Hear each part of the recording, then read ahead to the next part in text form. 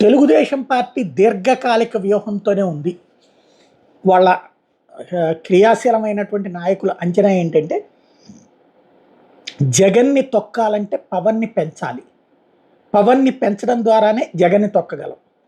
ఇది ప్రధానమైన ఆలోచన. అందుకోసం జగన్ ఇంకో ట్రిప్ తొక్కితే ఇప్పటికే ఓడిపోయారన్నటువంటిది అంచనా వేసుకుంటున్నారు. రేపు ఇంకొక ట్రిప్ తొక్కితే ఇక జగన్ పని అయిపోతుంది. వైసీపీ మొత్తం కళ్ళంతైపోతే అప్పుడు చూసుకోవచ్చు అన్నటువంటిది. అందుకోసం పవన్ని, కాపుల్ని దగ్గరికి తీసుకోవడానికే ఎత్తుగడలు వేస్తోంది.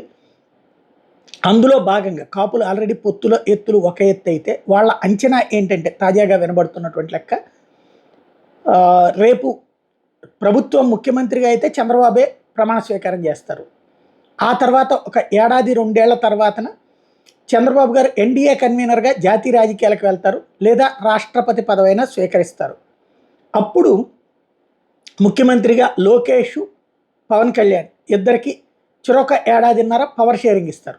తద్వారా ఈ బంధం రాబోయే 10 ఏళ్ల పాటు బలంగా ఉంచుకోవడం అన్నటువంటిది, తద్వారా జగన్కి ఎట్టి పరిస్థితుల్లో అవకాశం ఇవ్వకూడదు అన్నటువంటిది వాళ్ళ పార్టీ అంచనాగా ఉంది. సీనియర్ నాయకులందరూ కూడా ఆ అంచనాలతోనే ఉన్నారన్నటువంటి తాజాగా వెల్లడవుతున్నటువంటి నిజం.